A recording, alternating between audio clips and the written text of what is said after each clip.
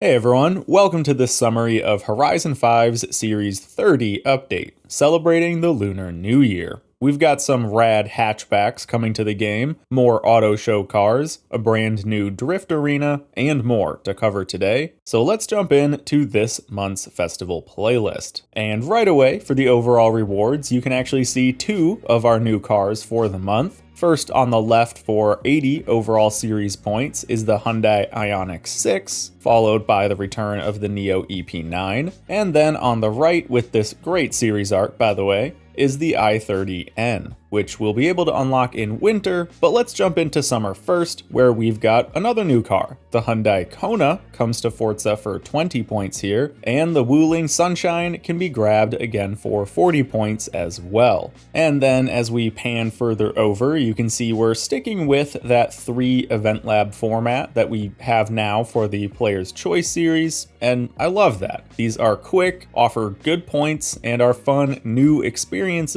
that promote a feature that I think needs promoting. So I'm all for it, and let's wrap up with the Forzathon shop, which has the Ferrari F50 GT and Federico's FD599. Then autumn brings us another Link, the O2HB, and we get the MG6 touring car back in the game for 40 points as well, which I highly recommend for anyone who might not have it. Again, 3 event labs, and the photo challenge has us heading into the new Lunar Drift Arena this week. The Forzathon shop has the number 25 RTR Mustang and the Lamborghini Sian.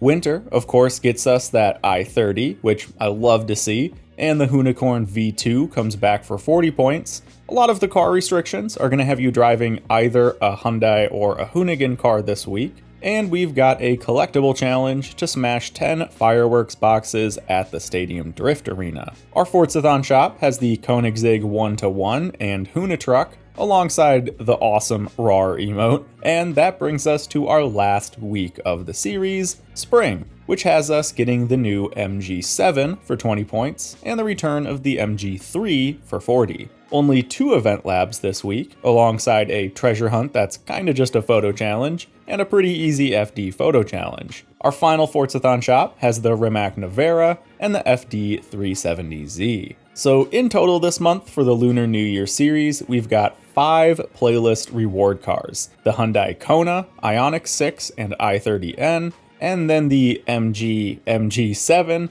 and the Lynk & Co. O2HB, which has to stand for hatchback, right? I'll admit, when I first saw the teaser image for this playlist like 2 months ago now, and saw that they were adding a drift stadium to the evolving world, I was thinking, oh man, okay, this is it. Everyone's been wanting X chassis and G35s and other drift-focused cars. Maybe this is finally time for them to get added. So I kinda had my hopes up for that. And then when I saw what we were actually getting, well, it was a bit of a letdown. But I've kind of come around to it, to be honest. Regulars of my channel will know I absolutely love little hot hatch nuggets and more daily driver focused cars. So, I think if I wasn't already expecting or hoping for old drift cars, this would have been a much stronger roster for me. The i30N in particular is a great new addition, and here's hoping we get that Envision 74 someday too. But that little rant aside, we are actually getting yet another new car pack this month. They have seriously been cranking these things out. They've got to be selling well, because this month does bring us another, the Chinese Lucky Stars pack. This one has 4 cars for $5 US.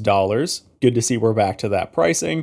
And for that $5, we get the 2012 Volkswagen Santana. Super out of left field, but heck, I'm here for it. Then the new Lynk & Co. 05 Plus, their somewhat bigger SUV. The MG Cyberster is, I think, how you pronounce that. It's their electric sports car. And then the Wuling Mini EV. Look at this absolute nugget. I think I'm going to have to make a racing series with just these. They're amazing. So overall, a really interesting car pack here to add to the 5 free cars we're already getting. And now let's move on to some of the other new things coming with this update. Now, this one doesn't come as a surprise, but this month we are getting some rare cars moved into the auto show. I'll throw those up on screen now. Love to see it. I think we should definitely be getting more and more cars added to the auto show as time goes on. And then we've got new badges as well that are pretty easy to pick up. And I kind of like these ones. I might finally switch off my fancy Toast Man. And the event lab is, of course, getting some of the new themed decorations, 9 props in total that I'll have up on screen here. And then for the evolving world, we'll have a new drone show over the stadium, even longer nights to show it off a little bit better, and of course, the Drift Stadium itself. They've been doing great work with these stadium transformations lately, really kicking it up and making some fun, unique, themed gameplay experiences, and I think this is definitely going to be one of the most popular ones. But it does just bring up that conversation again of these only existing for about a month before going away again. We've now had like the Oval Racetrack, the Winter Wonderland, Summer Party, and a few other really cool stadium variants.